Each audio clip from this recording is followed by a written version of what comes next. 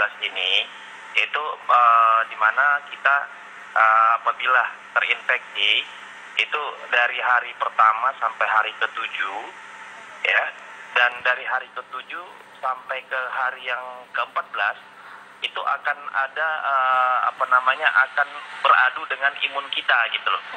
Dan katanya kalau imun kita kuat, maka virus itu dengan sendirinya akan mati ya, atau akan ditolak dan kita sembuh. Gitu loh. Jadi ya, kita ingin informasi yang benar. Baik. Apakah memang itu seperti itu? Makasih. Baik, terima kasih Pak Dolfi pertanyaannya. Dr. Tifa. Iya, baik, saya jawab cepat ya Pak Dolfi. Jadi gini, memang virus itu memiliki kapasitas untuk self-limiting disease gitu ya. Tapi self-limiting disease itu ada di ujung sini, ada di hilir ya.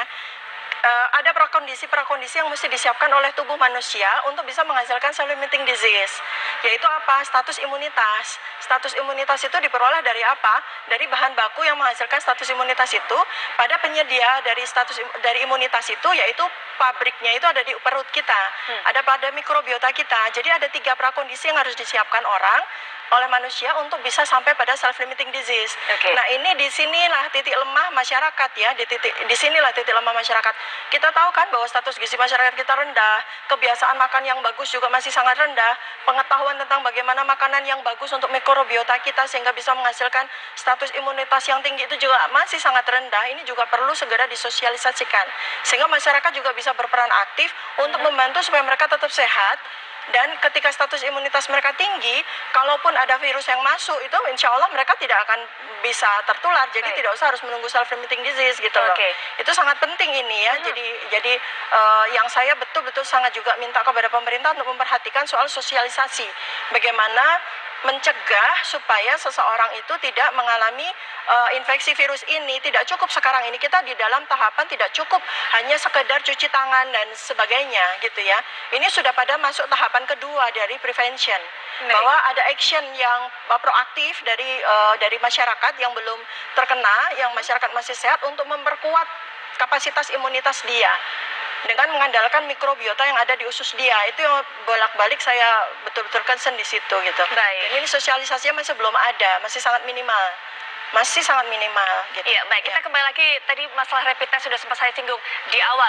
Dr. Maesa punya pandangan soal ini karena rapid test ini akan dilakukan secara besar-besaran, secara masif serentak di berbagai kota.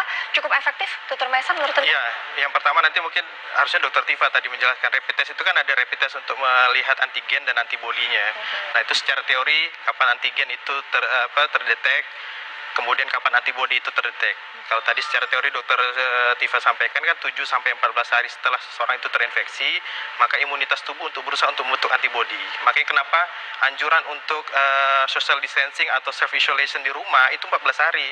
Karena kita berharap kalau semua warga di daerah yang local transmission, ya, di daerah yang local transmission itu self isolation selama 14 hari, kita berharap proses-proses pembentukan antibodi mereka yang sudah terinfeksi itu terbentuk.